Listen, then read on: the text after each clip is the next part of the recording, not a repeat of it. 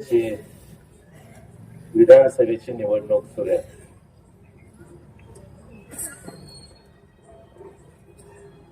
आणि या निवडणुकीमध्ये खानापूर विधानसभा मतदारसंघातून आटपाडी तालुक्याच्या वतीने एक उमेदवार आपण उभा केलेला आहे. त्या उमेदवाराची भूमिका, एकंदरीत आटपाडी तालुक्याची भूमिका आपल्या समोर मांडण्यासाठी आज ठिकाणी आजची ही सभा आयोजित केलेली आहे. या सभेसाठी उपस्थित असलेल्या या गावचे प्रथम नागरिक सरपंच सन्मान्य बलराम हिंगोले, या कार्यक्रमासाठी उपस्थित असलेले आमचे सहकारी सन्मान्य अरुण वाघमारजी, नेरकरजीवरून आलेले सन्मान्य चंदूबा, व्यासपीठावर उपस्थित असलेले आपल्या सर्वांचे मार्गदर्शक आदरणीय अभिनराव बापू, ज्यांनी आता आपली भूमिका या ठिकाणी मांडली, ते आमचे सहकारी मित्र मनोज देवकरजी,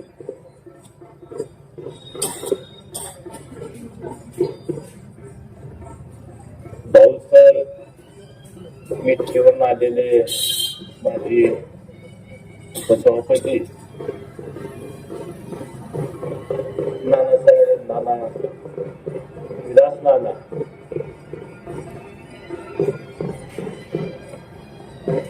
मार्केट कमिटीचे माजी सभापती भाऊसाहेब गायकवाड,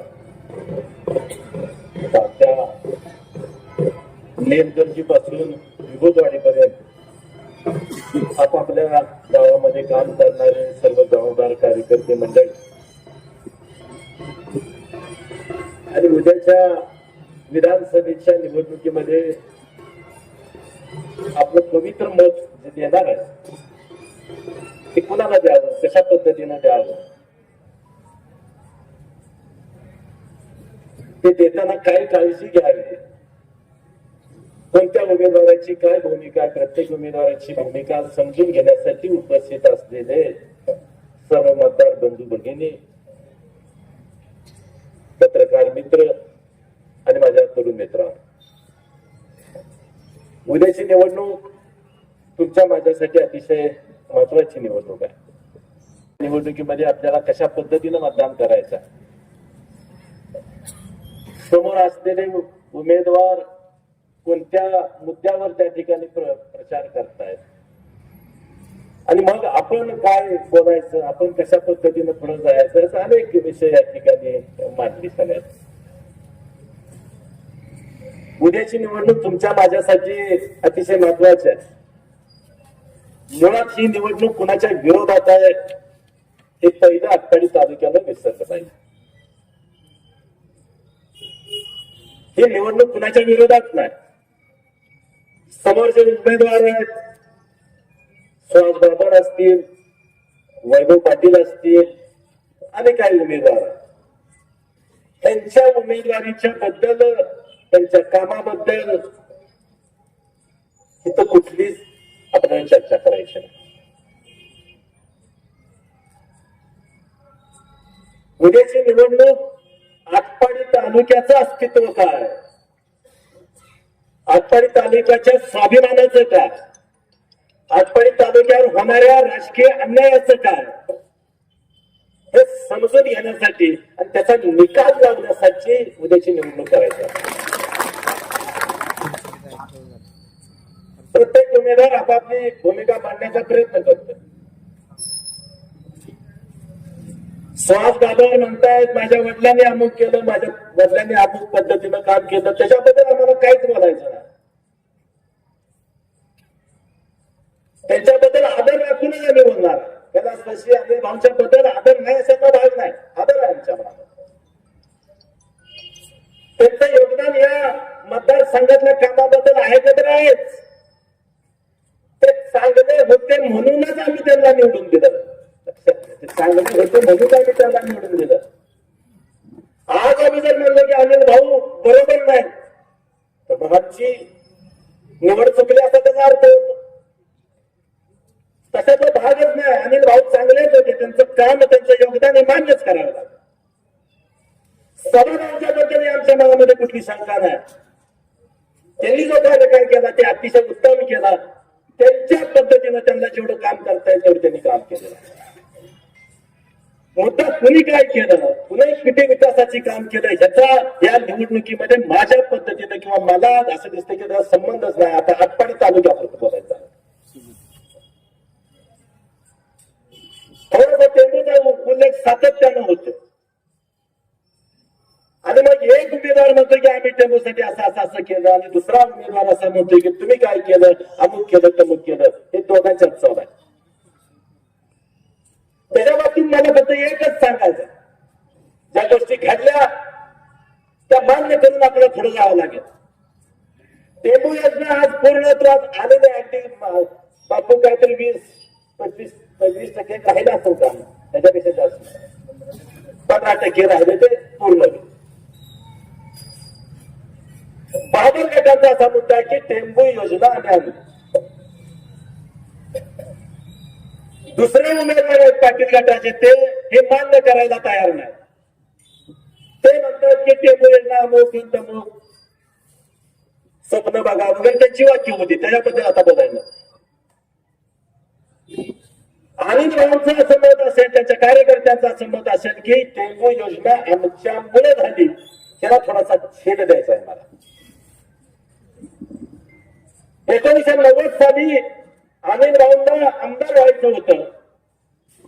ते पहिल्यांदा कडक कुठे आले असतील, वाड्यात आले, बाबासाहेब देशमुखांच्या घरी आले, लक्षात घ्या, 90 साली. आणि त्यांनी आपली भूमिका स्पष्ट केली, कार्यकर्त्यांच्या समोर स्पष्ट केली की यावेळी मला आमदार व्हायचं आहे. त्यांची ताकद नव्हती. आणि मग त्यावेळेला सगळी चर्चा झाली, तुम्ही आमदार होणार, आम्ही तुम्हाला आमदार करणार, काय करणार, कुठल्या मुद्द्यावर करणार, बाकीचे प्रश्न बाजूला ठेवले आणि शेतीच्या पाण्यावर तुम्ही काय करणार ही चर्चा त्या ठिकाणी 90 साली झाली. आणि त्या प्रकारे आटपाडी तालुक्याने अतिशय प्रचंड प्रेम अनिल भाऊंच्यावर करून त्या ठिकाणी त्यांना आमदार केलं. त्याप्रमाणे सर्वे झाले, त्यांनी ताकद वापरली आमदारकीची आणि टेंबू योजना शासनात पुढे मांडली का तर मांडली, अनिल भाऊंनी मांडली का तर मांडली, मान्य करावं लागेल. लक्षात घ्यायचे, घडलं तर घडलंय. अनिल भाऊंनी योजना मांडली, त्याच्यासाठी त्यांनी प्रयत्न केले. त्यावेळेचं सरकार होतं काँग्रेसचं सरकार. त्या सरकारने त्याला फार प्रतिसाद दिला नाही, लक्षात घ्या. आणि 5 वर्ष पूर्ण झाली आणि पुन्हा हा प्रश्न ऐरणीवर आला की आमच्या शेतीच्या पाण्याच्या योजनेचं नेमकं काय झालं. उत्तर नव्हतं. टेंबू योजना मांडली पण त्याला मंजुरी नव्हती, त्यामुळे त्याला फार काय अर्थ नव्हता, लक्षात घ्या. मग आटपाडी तालुक्याने ठरवलं की आमचा प्रश्न तुम्ही सोडवला नाही. त्याच्यावर सही झाली का, त्याला मंजुरी मिळाली का नाही, ह्याचा अर्थ हा प्रश्न तुम्ही निकाली लावला नाही, सोडवला नाही. म्हणून आता आम्ही आमचा उमेदवार उभा करणार आणि आमच्या पाण्याचा प्रश्न आम्ही सोडवणार. म्हणून 95 ची निवडणूक झाली आणि राजेंद्र देशमुख आमदार झाले. आणि त्या 5 वर्षामध्ये युतीच्या काळामध्ये सुदैवानं, तुमच्या माझ्या सुदैवानं, इथल्या शेतकऱ्यांच्या सुदैवानं सांगली जिल्ह्यामध्ये 5 अपक्ष निवडून आले. 5 अपक्ष निवडून आले. आमच्या सगळ्यांचा सामुदायिक एकच प्रश्न होता की प्रत्येकाच्या मतदारसंघातला शेतीचा प्रश्न सारखा होता. एकत्र आले आणि त्यांनी युती सरकारला सांगितलं की तुम्ही आमच्या या प्रश्नाला तुम्ही उत्तर देणार असाल, या प्रश्नाची सोडवणूक करणार असाल, शेतीच्या पाण्याचा प्रश्न सोडवणार असाल, त्या योजनांना मंजुरी देणार असाल तरच आम्ही तुमच्या सोबत येऊ, अशा प्रकारची भूमिका मांडली. त्या सरकारनं मान्य केली आणि मग पाठिंबा दिला आणि मग त्या टेंबू योजनेवर सही झाली. ती टेंबू योजना मंजूर झाली. मला एवढंच सांगायचं आहे, आता आमच्या शिवारात पाणी आलं, बरोबर आहे.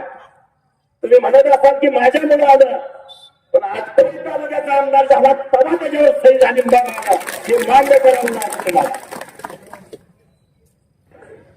आमचा सहभाग कसा नसतोय त्याच्यामध्ये. तुमच्या हातात शिकार, तुम्ही आज आमदार म्हणून तुम्ही शिकारी म्हणत असाल, हे आहे चांगलं. त्यामुळे टेंबू योजनेच्या बद्दल बोलायचं झालं तर त्याच्यामध्ये सगळ्यांचा सहभाग आहे.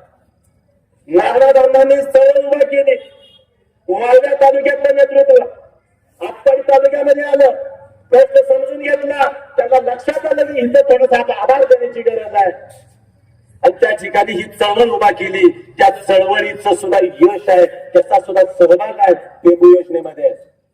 टेंबू योजना करत असताना बापू असतील, तुम्ही सगळे कार्यकर्ते, तालुक्यातले कार्यकर्ते या चळवळीमध्ये, या मोर्चामध्ये, या आंदोलनामध्ये या तालुक्यातला सामान्य न सामान्य कार्यकर्ता, छोट्यातला छोटा शेतकरी, शेतमजूर सहभागी झाला. शेवटपर्यंत ते आंदोलन टिकवून ठेवलं. हे सुद्धा त्याचा अर्थ असा आहे, तुमचा जेवढा सहभाग आहे तसा इथल्या माझ्या शेतमजुराचा सुद्धा तेवढाच टेंबू योजनेमध्ये सहभाग आहे. त्यामुळे असं कोणी म्हणायचं काही काम नाही की हे फक्त आम्हीच केलं. सगळ्यांचा हातभार लागला म्हणून हे आतापर्यंत आलंय आणि म्हणून त्याचं श्रेय सगळ्यांनी घ्यायचं. मुद्दा पुन्हा येत्या ठिकाणी या विकासाच्या कामाबद्दल, तुम्ही केलेल्या कामाबद्दल आमची कुठलीही तक्रार नाही, पहिल्यांदाच सांगितलं. उद्याची निवडणूक कशासाठी आहे? आमच्या तालुक्यावर होणारा राजकीय अन्याय ह्याच्यावर तुम्ही कोण बोलणार आहे का? ह्याच्या संदर्भामध्ये आहे. तो अन्याय वाचा कोण फोडणार आहे? म्हणूनची उद्याची निवडणूक आहे. उद्याच्या निवडणुकीसाठी अण्णांनी अर्ज भरण्याचा निर्णय मागे घेतला. चर्चा चालू झाली मागच्या 2 महिन्यापूर्वीच सांगतो तुम्हाला. अण्णांनी कार्यकर्ते सोबत त्या ठिकाणी चर्चा केली आणि कार्यकर्ते तालुक्यातल्या सगळ्यांना विचारले, काय करायचं? कार्यकर्त्यांनी सांगितलं की आपण निवडणूक लढूया. निवडणूक लढूया म्हणल्यावर कार्यकर्त्यांची बैठक बोलवली आणि त्या बैठकीमध्ये मी स्वतः अमरसिंह देशमुख म्हणून, या तालुक्यातला एक छोटासा कार्यकर्ता म्हणून मी सरळ विरोध केला की अण्णांनी निवडणुकीला उभा राहू नये अशा प्रकारची भूमिका मी मांडली होती. तर अनेक कारण होते. माझी भूमिका अशी होती की आतापर्यंत सगळ्यांना आपण पाठीमध्ये असतात, सगळ्यांनी चर्चा केली. माझी भूमिका अशी होती, रास्त होती का, खरी होती का, खोटी होती का, ती योग्य होती का, अयोग्य होती का, तुम्ही ठरवायचं. माझं म्हणणं होतं की 2 उमेदवार उभा राहणार आहेत, दोघांनाही आपली गरज आहे. आपलं दुराडे बंद आहे, आपला कारखाना बंद आहे, त्याची सोडवणूक आपण त्या ठिकाणी करूया. दबाव आणि ती कारखाना सोडवून घ्या, ही माझी प्रामाणिक भूमिका. आटपाडी तालुक्यातले सगळे संस्था अतिशय उत्तम आपण चालवतोय, फक्त एकच संस्था त्या ठिकाणी बंद आहे आणि त्याची आज गरज आहे. कारण त्याचा विषय आता आम्ही मांडला, टेंबू योजनेचं पाणी आटपाडी तालुक्याच्या शिवारामध्ये आलंय आणि आता तालुक्यातल्या शेतकऱ्यांच्या पुढे प्रश्न आहे, आम्हाला ऊस करायचा आहे, तर आमचा ऊस कोण घ्यायचा आहे? त्याच्या माध्यमागे अर्थच कारण होतं. लक्षात घ्या, माझ्या डोक्यामध्ये हे होतं की थोडंसं आपण थांबूया, एवढी सोडवणूक करून घेऊया, कारखाना चालू करूया. आत्ताच्या घडीला आटपाडी तालुक्यामध्ये 5.5 लाख टन ऊस आहे. आटपाडी तालुक्यामध्ये महागंगा साखर कारखान्याचं कार्यक्षेत्र आटपाडी तालुका, सांगोल तालुका आणि मान तालुक्यातली काही गावं असा कार्यक्षेत्र आहे. मी मागच्या 4-5 महिन्यापूर्वी त्याची माहिती घेतली. गेल्या वर्षी या कार्यक्षेत्रातनं 14 लाख टन ऊस बाहेर गेलाय. ज्या कारखान्याला, ज्या परिसरामध्ये तुळशीच्या लग्नाला ऊस नव्हता, तिथं आज 14 लाख टन ऊस झालाय. आणि नुसत्या आटपाडी तालुक्यामध्ये 5.5 लाख टन आज ऊस आहे. हा ऊस वाढू शकतो पण वाढत नाही. त्याचं कारण असं की ऊस घालावायला कुठं, प्रत्येक कारखान्याला दारात जाऊन बसावं लागतं माझ्या शेतकऱ्यांना. त्याच्यासाठी म्हणलं आपण हा विचार करूया, ही भूमिका माझी होती, ह्याच्यापेक्षा वेगळं काय नाही. परंतु थोडं सगळ्यांनी आग्रह केला की नाही, आपल्यावरच ते आपण कधीतर पुन्हा सोडवू. मी ठीक आहे ना बाबा, तुम्ही म्हणताल तसं, तुम्ही उभा राहणार असाल, सगळ्यांनी मिळून जर उमेदवार ठरवणार असाल तर अमरसिंह देशमुख सगळ्यात त्या उमेदवारांचा प्रचार करायला तयार आहे, अशा प्रकारची भूमिका त्याच सभेत मी मांडली होती. मी हे मांडलं होतं, कोण उमेदवार करायचं हे तालुक्यानं ठरवावा. तो विषयामध्ये मी नव्हतो, त्या चर्चेमध्ये मी नव्हतो. कोण उभा राहायचं, काय करायचं, अमुक त्याच्यामध्ये मी काही माझा सहभाग नव्हता. मी एकच सांगितलं होतं, तालुक्यातनं एक उमेदवार असेल तर तालुक्याचा उमेदवार म्हणून मी मैदानात उतरणार, सगळ्याच्या पुढे असणार, अशा प्रकारची भूमिका मांडली होती. अर्ज भरायची प्रक्रिया चालू झाली, आपापल्या पद्धतीने अर्ज भरले गेले आणि त्याच्यामध्ये 2 मुख्य अर्ज राहिले म्हणजे भरले गेले. एक राजेंद्र देशमुखांचा आणि दुसरा ब्रह्मानंद पडळकरांचा त्या ठिकाणी अर्ज भरला गेला. अजूनही अर्ज आहे आणि मग अर्ज परत कुणी घ्यायचा, म्हणजे तुमचा विषय, आपल्याला काय त्याच्यात भागच घ्यायचा नाही, तुम्ही टाका जावा. आणि काय घडल्या, राजकीय घडामोडी घडल्या असतील, काही लोकांच्यावर थोडस प्रेशर आलं असेल, अनेक गोष्टी येतात. इतकं या गोष्टी सोप्याही नसतात. आणि मग आमचे मित्र सभापती, माजी सभापती ब्रह्मानंद पडळकरांनी अर्ज पाठीमागे घेतला. हे आम्ही फक्त ऐकत होतो. त्यांना आज पाठीमागे घेतला. मग राहिला कोणाचा, राजेंद्र देशमुखांचा अर्ज राहिला आणि मग राजेंद्र देशमुखांनी प्रत्येक गावामध्ये जाण्याचा निर्णय घेतलाय. माझा अर्ज राहिलाय, मी मग अर्ज ठेवलेला आहे, मला पाठिंबा, अशा प्रकारची भूमिका मांडली आणि तालुक्यातनं उठाव होऊ लागला. लक्षात, जर तालुका एका बाजूला जाणार असेल तर मी दुसऱ्या बाजूला जायचा विषयच नाही. मी तालुक्यातलाच आहे, मी तालुक्याबरोबर राहणार आहे, तालुक्याच्या माणसांच्या बरोबर राहणार आहे, ह्याच्यामध्ये कुठलीही आणि आता राजेंद्र देशमुख आले, त्यांचा भाऊ म्हणून या व्यासपीठावर मी बोलत नाही, हे सगळ्यांनी समजून यावं. नाही बोला, राजेंद्र देशमुखांचा भाऊ म्हणून बोलत नाही. या तालुक्यातला कार्यकर्ता, तालुक्यावर होणारा राजकीय अन्याय, त्याच्या विरोधात बोलण्याची भूमिका आज मी घेतो, ह्याच्यापेक्षा वेगळं काय. आणि राजेंद्र देशमुखांचा अर्ज आला म्हणून नाही, जर दोघांचे अर्ज राहिले असते तर साधा, राजेंद्र देशमुखांचा अर्ज राहिला असता, ब्रह्मानंद पडळकरांचा अर्ज राहिला असता, मी प्रचाराला कुणाच्या गेलो नसतो. ते सांगितलं होतं, मी जाहीरपणे सांगितलं होतं, मी जाणार नाही कुणाच्या प्रचाराला. किंवा उलट झालं असतं, राजेंद्र देशमुखांनी अर्ज मागे घेतला असता, ब्रह्मानंद पडळकरांनी ठेवला असता. आज त्यांनी बोलवू ना बोलवू, अमर देशमुख तालुक्यासाठी गावोगावी गेला तर हे सांगतो. आता राजेंद्र देशमुख मला काहीच करत नाही, कोण आहे ते. आता मी आता आता उमेदवाराची नावं घ्यायची म्हणून घेतली. मला माहित आहे, माझा तालुका उभा येऊनच मला माहित आहे, मला बाकी काय माहित नाही. मग आता विषय आहे की हा राजकीय अन्याय आपण किती दिवस सहन करायचा, आणि हा अन्याय समजून घ्यायसाठी थोडस मागे जावं लागेल, थोडस इतिहासामध्ये जावं लागेल.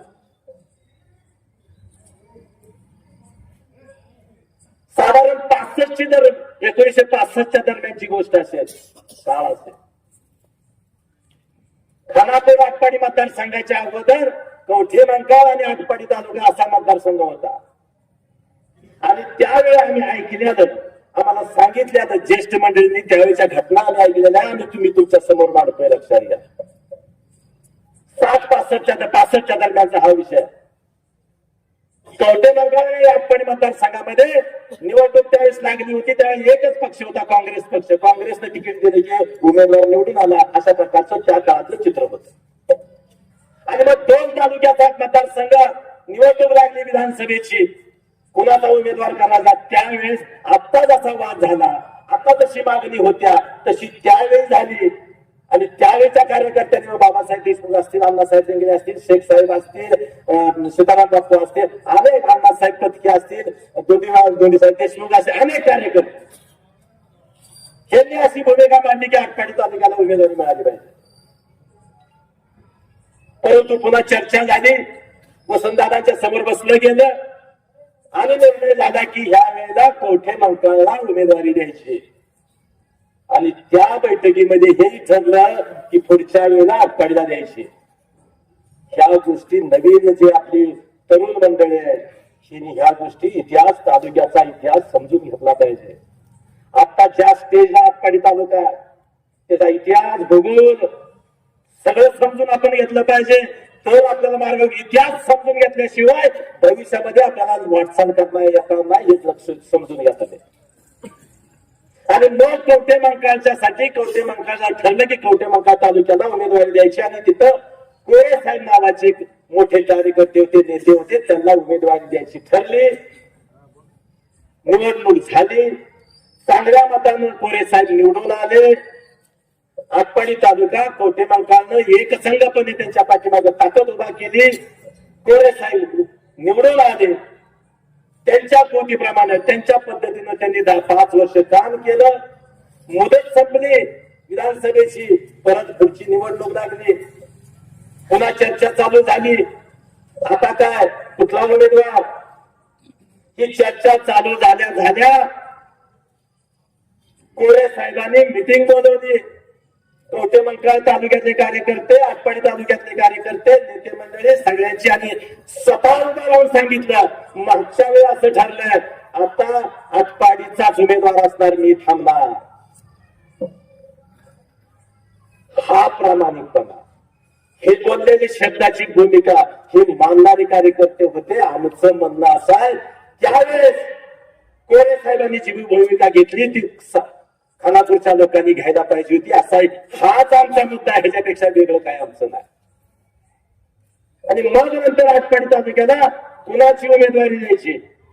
स्वाभाविकपणे आटपाडी तालुक्याचे सभापती होते बाबासाहेब देशमुख. उपसभापती होते अण्णासाहेब लेंगरे. अशीच बैठक बसली कुणाला उमेदवारी द्यायची. सगळ्यांनी एक सर नाव घेतलं बाबासाहेब देशमुखांनी उमेदवारी करावी. तालुक्याचं नेतृत्व ते करत होते.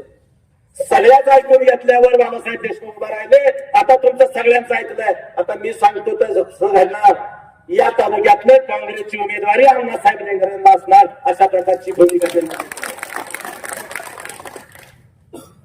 हा कट्टा होता लक्षात घ्या. एक संघपणे होता आटपाडी तालुक्याचा हे तुम्हाला मला सांगायचं आहे. अण्णासाहेब लेंगरे अतिशय झोपडीत राहणार आमचा कार्यकर्ता त्याचा त्या माणसाला त्या नेतृत्वाला त्या कार्यकर्त्याला आटपाडी तालुक्याला कवठेमहांकाळ तालुक्याला आमदार केलं. लक्षात घ्या आमदार केला. आमचा प्रश्न की आता तुम्हाला काय होत नाही असं इकडं आता बोलत होतो कवठेमहांकाळकडे आता इकडं बोलतो म्हणतो आता तुम्ही कसं म्हणत असा माझा सवाल आहे. 75ला मतदारसंघ बदलला. कवठेमहांकाळ संघ बदलला बंद झाला. नवीन रचनेमध्ये आटपाडी आणि खानापूर मतदारसंघ चालू झाला. आणि मित्रांनो खानापूर तालुक्याला उमेदवारी मिळाली. तेव्हापासून आज 75 ते 25 50 वर्ष झाली. 50 वर्ष ही मंडळी तुम्ही आम्ही त्या ठिकाणी तुम्हाला आम्ही संधी देतो. त्यात फक्त 5 वर्ष ते सुद्धा बापूंनी सांगितलं त्या पद्धतीनं या सगळ्या अरुण भाऊंनी सांगितलं त्या पद्धतीनं बंड करून आपण त्या ठिकाणी ते मिळवले. कोणी दिलं नाही. लक्षात घ्या बंड केलं या तालुक्यानं. आणि मग आटपाडी तालुक्याचा आमदार झाला. आमचं म्हणणं हेच आहे तुम्ही का आमच्यावर अन्याय करताय. आमच्या तालुक्यामध्ये त्या योग्यतेची माणसं नाही. आमच्या तालुक्यात त्या पद्धतीचा योग्यतेचा कार्यकर्ता नाही. आणि मग ज्यावेळेस आम्ही भूमिका मांडतो पक्षापुढं आत्ताची भूमिका मांडली शिवसेना भाजप पुढं ह्यावेळेला मग पडळकर असतील आम्ही असो आम्ही म्हणलं आम्हाला उमेदवारी पाहिजे आटपाडी तालुक्याची. तर युतीच्या मंडळीने सांगितलं हे ते उमेदवार आहेत ते आता स्टँडिंग आमदार आहेत. आम्हाला त्यांनाच उमेदवारी द्यावी लागेल. याचा अर्थ असा होतो ही मंडळी म्हणतात की आमची वहिवाट आहे. तसं आता पक्ष सुद्धा म्हणायला लागले की त्यांची वहिवाट आहे तुम्ही आता बोलायचं नाही. राष्ट्रवादी काँग्रेसमध्ये अण्णांनी प्रवेश केला. तिथं तिकीट मिळते का बघूया म्हणले. तिथं चर्चा झाली. जयंत पाटील साहेब होते पवार साहेब होते राष्ट्रवादीची तालुक्यातली सगळी नेते मंडळी होती मतदारसंघातली सगळी नेते मंडळी होती. काय यांनी सुद्धा सांगितलं 36,000. खानापूरचं मतदान किती आहे? 1,63,000. विसापूरचं किती आहे? 46,000. आमची वाटणी आम्हाला देणार नाही का तुम्ही? आमची वाटणी देणार नाही का तुम्ही आम्हाला? माझ्या तालुक्या हक्क तुम्ही देणार नाही का? हा प्रश्न आहे. ह्याच्यापेक्षा वेगळं नाही. भांडण एवढं आहे. ह्याच्यापेक्षा कुणाला वाईट बोलायची भूमिका इथं नाही. आम्हाला कुणाला वाईट म्हणायचं नाही. आमच्या हक्काचा आम्हाला द्या म्हणतोय. मी म्हणतोय आता तुमची वकिली मी घेतल्या, आटपाडी तालुक्याची वकिली मी घेतल्या, सगळीकडे जाऊन मी मांडतोय. भाऊ आता हे न्याय पक्षापुढे गेलो, पक्षाने सांगितलं वहिवाट आहे, वहिवाटी प्रमाणे चाला. मी म्हणतो वहिवाटी प्रमाणे नाही, रेकॉर्ड प्रमाणे चालूया. म्हणून जनतेच्या न्यायालयात ही केस दाखल केली आहे. सगळी कागदपत्रे ओके दिलेत. उतारा 7/12 फेरफार रेकॉर्ड प्रमाणे जायचं झालं तर निकाल माझ्याच तालुक्याच्या बाजून लागला पाहिजे असं माझं मत आहे वकील म्हणून. तर वहिवाट म्हणून जर बनायचं झालं तर मग तुम्ही आमच्यावर अन्याय होतो असं माझं मत आहे. गेले 50 वर्ष तुम्ही आमच्यावर राजकीय अन्याय केला. या मुद्द्यावर आजची निवडणूक आहे. टेंबू कुणी केलं, रस्ते कुणी केलं, ह्याच्यावर ही निवडणूकच नाही असं माझं मत आहे. तुम्ही येऊन इथं काही सांगूच नका. 2 उमेदवार आहेत. प्रत्येक जण सांगतोय की माझ्या वडिलांना असं केलं, माझ्या वडिलांनी केलं, त्यांच्याबद्दल आदरच आहे मला. माझा असं म्हणणं आहे, तुम्ही जर तुमच्या वडिलांबद्दल जर मत सांगून जर काम सांगून जर मत मागत असाल, आटपाडी तालुक्यातल्या उमेदवारानं त्याच्या वडिलांचं नाव घेऊन जर मत मागितलं, तुम्हाला इथं मत मागता येणार नाही आटपाडी तालुक्यामध्ये. आता आपण ठरवायचं आहे. मी वकील म्हणून माझी भूमिका सगळीकडे मानतो. ह्या न्यायालयामध्ये मानली तुमची भूमिका आटपाडी तालुक्याची वहिवाटीप्रमाणे नाही, रेकॉर्ड प्रमाणे माझं मिळालं पाहिजे अशा प्रकारची भूमिका मी आणतोय. मी चोख भूमिका मांडली आहे. 20 तारखेला तुमचा जबाब आहे. तुमची साक्ष आहे सगळ्यांची. 20 तारखेला तुमची साक्ष आहे. वकिलाचं ऐकून घेतलंय. आता साक्ष तुमची आहे. आता जबाब तुमचा आहे. 20 तारखेला मी सांगितल्याप्रमाणे जर जबाब नाही दिला, उत्तर निकाल उलटा जाणार आहे, लक्षात घ्या. आणि 20 तारखेला या वकिलाने सांगितलंय तसा जर जबाब तुम्ही दिला, निकालातला जाईल. तुम्ही डोक्यात का? त्यामुळे उद्याची निवडणूक अजिबात कुठल्या गोष्टीवर नाही. आमच्या हक्काचा आम्ही मागतो. आम्हाला जे पाहिजे ते मागतं. आमच्यावर राजकीय अन्याय तुम्ही करताय त्याच्या विरोधात ही लढाई आहे. आणि मला खात्री आहे उद्याच्या निवडणुकीमध्ये निश्चितपणे तुम्ही ह्या गोष्टी कराल अशा प्रकारची अपेक्षा आहे. मित्रांनो, माझं म्हणणं आहे शांतपणे विचार करा. अजून टाइम आहे. आज शनिवार आहे, रविवार, सोमवार, मंगळवार, कधी बुधवार कोणतरी या तालुक्यातला कार्यकर्ता आणि म्हणला असं आहे, मी आत्ता मांडलेले मुद्दे चुकीचे असतील, उद्या मला फोन करा. वकिली म्हणून तू चुकलाय, या मुद्द्यावर तू चुकलाय, मला फोन करा. तुमची बाजू मांडली आम्ही. तुम्हाला अधिकार आहे तो.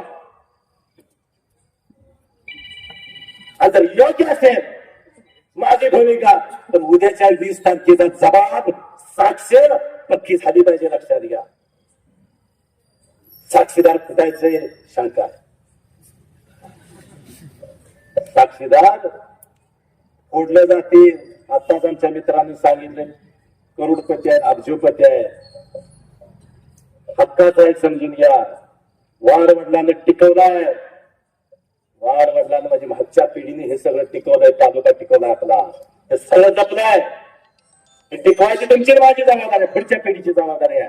हे टिकवायचं का नाही हे तुम्ही आता ठरवायचं आहे. आणि म्हणून जागृतपणे काम करा. कोण काय म्हणताय काय नाही, काय विषय नाही, अजिबात नाही. हे पहिल्यांदा स्पष्ट केलं. मी राजेंद्र देशमुखाचा प्रचार करायला आलो नाही, आटपाडी तालुक्याचा प्रचार करायला आलो. आटपाडी तालुक्याची भूमिका मांडायला आलो. राग कुणाचा असेल तर आमच्यावर व्यक्त करा. करताय तुम्ही. आमची काही तक्रार नाही भाऊ. भाऊ बापू काही सुद्धा नम्रपणे तुम्ही जे बोलताय ते अतिशय नम्रपणे मी स्वीकारले आणि स्वीकारलंय. आता आम्ही काय पाहिजे तुम्हाला? पण तुम्ही कुणाची भूमिका घेता? तालुक्याच्या बाजूला उभं राहिलं पाहिजे अशा प्रकारची भूमिका आमची आहे. राजकारण होत जाईल, जय पराजय होत जातील, पण तालुका टिकला पाहिजे, तालुक्याचा स्वाभिमान टिकला पाहिजे, तालुक्याची दैत्य सगळ्या गोष्टी टिकल्या पाहिजे, उद्याचं भविष्य या तरुणांचं टिकलं पाहिजे. त्यासाठी हे सगळं तुमचं आमच्या आपल्या हातात असलं पाहिजे. अशा प्रकारची भूमिका मी मांडतोय. तुम्हाला योग्य वाटतंय का बघा. लोकांच्या पर्यंत जावा. कोण तिकडं तिकडं जात असेल तर त्याला समजून सांगा. नेते मंडळीला कार्यकर्ते मंडळीला अडचण आहे का? तर आहे. त्याचं राजकीय भविष्य त्याच्यामध्ये असतंय कोणाचं. या नेते आणि राजकीय भूमिका सगळ्यांचीच असते. मग एकदम कुणाला सोडता येत नाही. तर तुम्ही आपण सगळ्यांनी सांगूया, तू तिथं थांब, तू तिथं थांब, तू फक्त खाली काय करू नका, आमचा मी बघतो काय करायचं. तू त्याच्याजवळ थांब ना, काय अडचण आहे. आणि त्याच्या पुढे जाऊन सांगतो, उद्या तुमच्या आमच्या सुदैवाला चांगला निकाल लागला. बापू राजेंद्र देशमुख आमचे असणार नाहीत, तालुक्याचे असणार नाहीत, कुठल्या गटातटाचे असणार नाहीत, कुठल्या जाती धर्माचे असणार नाहीत. त्यांनी तालुक्यासाठी मतदारसंघासाठी काम करायचं. त्यांनी परत सोसायटीत भाग घ्यायचा नाही, त्यांनी ग्रामपंचायतीत भाग घ्यायचा नाही, त्यांनी जिल्हा परिषद भाग घ्यायचा नाही, कशात भाग घ्यायचा नाही घ्यायचा त्यांनी. कारण त्यांना निवडून आणले सगळ्या गटातटाने, सगळ्या विचाराने, सगळ्या जाती धर्मानं. हा त्याचा अर्थ आहे. त्यांनी अजिबात इकडे तिकडे बघायचे नाही. त्यांनी नीट बोल जायचा. तालुका माणसं कोणावर अन्याय होऊ द्यायचा नाही, ही भूमिका पाहिजे. काम होऊ नये तालुक्यात, 2 रुपये कमी होऊ दे, पण सामान्य माणसाला अन्याय होता काम नाही. अशा प्रकारची भूमिका राजेंद्र देशमुखांना घ्यावी लागेल. आणि हे तुमच्या पदरात टाकणार आम्ही, तुमच्या पदरात टाकणार. तुमचा तुम्ही मालक त्यांचा, आम्ही नाही. ही भूमिका मानाने तुमच्या समोर आलोय. तुम्हाला पटतं का बघा. शांतपणे विचार करा आणि मग निर्णय घ्या. या निर्णयावर भविष्यात तालुक्याचं ठरणार आहे, लक्षात घ्या. आता जो ठसला वहिवाटातल्या कब्जाच आहे तुमच्यावर, लक्षात घ्या. कब्जाच आहे, कोणा सोडत नाही ती मंडळ. मग काय करायचं हे समजून घेऊन शांतपणे तुम्ही आम्ही विचार करूया. काय सुद्धा सगळं डोक्यातलं काढा. कोण कुठला काय काय काय म्हणतोय काय सुद्धा नाही. कोणी कुणाला काय केलं काय सुद्धा नाही. विसरून जा. आम्ही विसरलोय ना, तुम्हाला काय अडचण आहे. समजा तुम्ही मला द्या, मी विसरत असेल तर तुमची काय प्रॉब्लेम आहे, तुम्हाला काय प्रॉब्लेम आहे. आम्ही विसरतो. तालुक्यासाठी विसरायचं आहे, तालुक्यासाठी मागे सरायचं आहे, तालुक्यासाठी लढायचं आहे. सगळ्या गोष्टी तालुक्यासाठी करायच्या, लक्षात घ्या. उद्याच्या भविष्यासाठी येणाऱ्या पिढीसाठी तुम्हाला हे करावं लागेल. ते तुम्ही कराल अशा प्रकारची अपेक्षा व्यक्त करतो आणि थांबतो. जय हिंद, जय महाराष्ट्र.